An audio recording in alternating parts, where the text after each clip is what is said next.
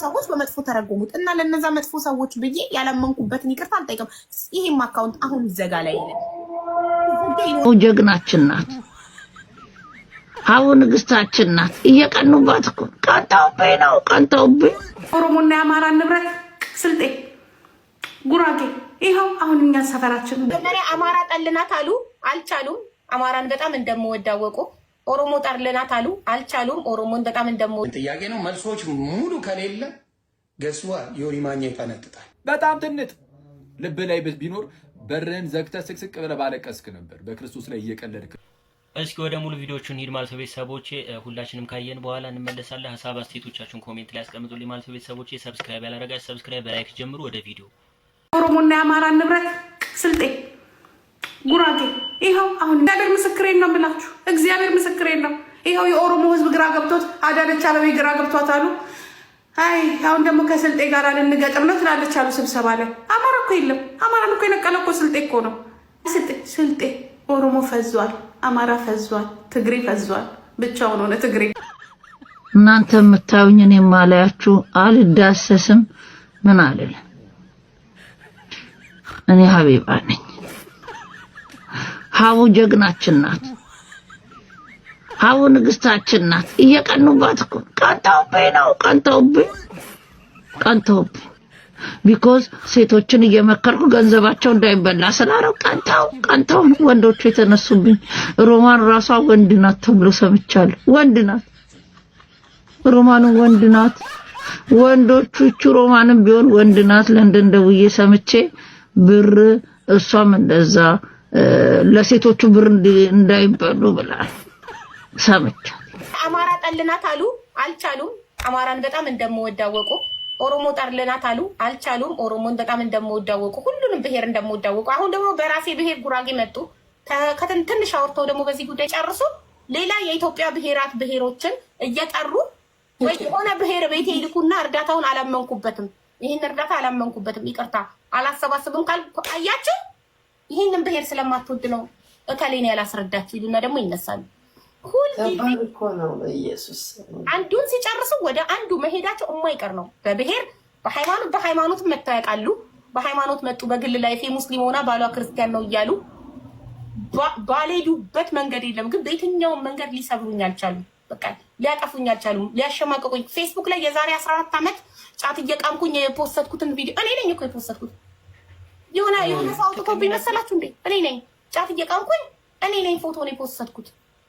ወጣጤ ነበርኩ። አሁን በስያለሁ። አሁን ትልቅ ነኝ። አሁን ባለትዳር የሆነ ልጆች እናት ነኝ። ገና ከባሌ ጋር ቦይፍሬንድ ገርል ፍሬንድ በነበረን ሰዓት ከገዛ ባሌ ጋር ቦይፍሬንድ በነበረ ሰዓት አብረን እየቃምን እኔ ነኝ የፖስተትኩት። መጠጥ እንደመጠጣ የነገርኳችሁ እኔ ነኝ። አሁንም እጠጣለሁ፣ አልተውኩም። አሁንም በበዓላት ውስጥ ሁሉም ቤቱ ቢፈተሽ ኢትዮጵያ ቫኬሽን ስሄድ አሁንም እቅማለሁ ካገኘው አልምርም። እኔ ነኝ የነገርኳችሁ። ማለት የተደበቀ የሆነ ጠላት ምናምን አይደለም ያወጣብኝ። እኔ በጣም የቅርቤ ሰዎች ሀቢባ ለምን ዝም ብለሽ አትሸቂም? ለምን ከታርቀሻቸው ይቅርታ ጠይቀሻቸው ለምን አትሸቂም? ለምን አካውንትሽ እየተዘጋብሽ አንቺ ግግምት ያለሽ ብለውኛል። የቅርብ ሰው ማለት ነው። መተው በዋትሳፕ አንቺ ዝም ብለሽ ይቅርታ ጠይቀሽ አትሸቂም እንዴ? ሞኝነሽ እንዴ? በቃ ይቅርታ ባያቸው ይፈታሉ። ከዛ ሪፖርት አይደረግብሽም፣ አካውንትሽ አይዘጋብሽም፣ አካውንትሽ ያድግልሻል። እማዬ ትሙት ይኸው ልጆቼ አካውንት ይዘጋ ባላመንኩበት ነገር ያለ ጥፋቴ ለመሸቀል ብዬ አካውንቴ እንዳይዘጋ ብዬ ሪፖርት እንዲቆም ብዬ ስድብ እንዲቆም ብዬ ጭንቅላቴን አታልዬ ራሴን ሸውጄ ይቅርታ ልጠይቅ? ይሄ አስመሳይነት አይሆንም? ይሄ ራስን መካድ አይሆንም? ከክርስቶስ ከእግዚአብሔር ልጅ ውጪ ከአብ ከወልድ ከመንፈስ ቅዱስ ከስላሴ ውጪ ዘምር የሚላለ መጽሐፍ ቅዱስ ላይ 27 ጊዜ ተጽፏል። እድሜ ለወንጌላውያን ወንድምና እህቶቼ ነገሩ 27 ጊዜ ተጽፏል። አንድም ለሌላ ዘምር የሚል የክብር ዝማሬ ይገባቸዋል የሚባል ቅዱስ ገብርኤል አብረው ነው የሚዘምረው። ቅዱስ ሚካኤል የእኛ መልአኮች አብረው ነው የሚዘምሩት። እንዴት ለሚዘምረው ነው ይዘምራል። ቅድስት ድንግል ማርያም የምታመሰግነውና እንዴት ነው ለእሷ መዘምረው አይልማ።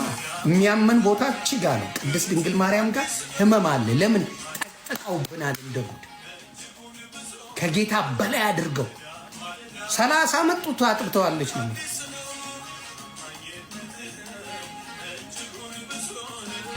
ታምረ ማርያም ላይ 30 ዓመት ጠቅጥቀውብናል። ቅድስት ድንግል ማርያምን የሚሰጣትን ክብር ወስደው ሰማይ አደርሰውታል። ታምረ ማርያም ላይ ክርስቶስን መካድ ትችላለህ፣ ቁርባንን መካድ ትችላለህ፣ መጠመቅ ሳትጠመቅ መካድ ትችላለህ። የእሷን ምልጃ ብቻ ካመንክ ትድናለህ። ይህን ያህል የገዘፈ በጣም የሚያስደነግጥ ትምህርት አስተምረዋል። እስከ ቅዳሜ ነው የምጠብቀው። ማብራት እኔ ብቻ ሳልሆን ቅዳሜ ለማየት ያብቃችሁ። ስንቱ በጌታ እንደሚሆን አጣላ። ስንቱ በጌታ ብቻ አዳኝነት አምኖ ስድብ የለ ቀምቀማ የለ ምን የለ ቅድስና ብቻ ስንትና ስንት ሺህ እንደሚመጣ አሳያለሁ። ስለ ገድላት የምንነጋገራቸው ብዙ ነገሮች ስላሉ ኑና ያንን ጥያቄዎች ደግሞ የኦርቶዶክስ ወንድምና አባቶች እንድትመልሱ ያንን ጥያቄ ነው። መልሶች ሙሉ ከሌለ ገስዋ ዮኒ ማኛ ይፈነጥጣል። ሰላም ለእናንተ ይሁን። እንግዲህ ሌላ ቪዲዮዎች ላይ የሚያዩ የነበር እና ፕሮቴስታንት ወንድሞችን እየሰበሰበ እንደው እስቲ በጣም ከባባድ የምትሉትን ለጆሮ ሲሰማ ይጨንቃል የምትሉትን ገድል እስቲ እያወጣችሁ አንብቡ።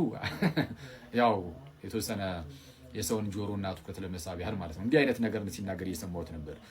ሰላም ለአንተ ይሁን ወዳጄ። እንግዲህ ከዚህ ቀደም እንደምታደርገው ጨዋታ ላይ ምናምን ከሆነ ያለው እንግዲህ ወደዚህ የማለት ጉዳይ ላይ ከሆነ ያለው አሁን እየቀለድክ ያለው በህይወት ብቻ አይደለም ማይ ብራዘር፣ እየቀለድክ ያለው በጌታችን በክርስቶስ ኢየሱስ ላይ ነው። እና እሱን ብትረዳው ኖሮ እና የምርም የክርስቶስ ፍቅር ትንጥዬ እንኳን በጣም ትንጥ ልብ ላይ ቢኖር በርን ዘግተህ ስቅስቅ ብለህ ባለቀስክ ነበር። በክርስቶስ ላይ እየቀለድክ እንደሆነ ብትረዳው ኖሮ ማለት ነው።